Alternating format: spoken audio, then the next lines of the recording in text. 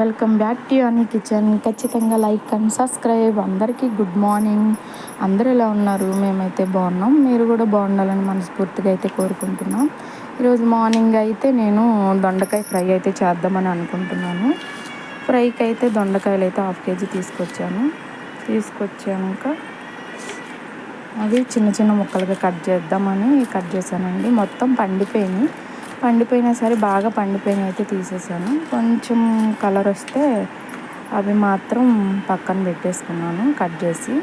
ఇంతలో నైట్ అయితే నేను స్టవ్ అయితే మంచిగా కడిగేసి అవి అయితే బిగించేస్తున్నాను.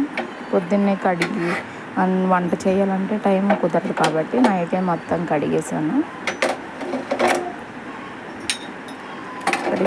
నైటే గిన్నెలు మొత్తం కడిగేస్తే పని కూడా అయిపోద్ది అన్నట్టు గిన్నెలు కూడా కడిగేసాను.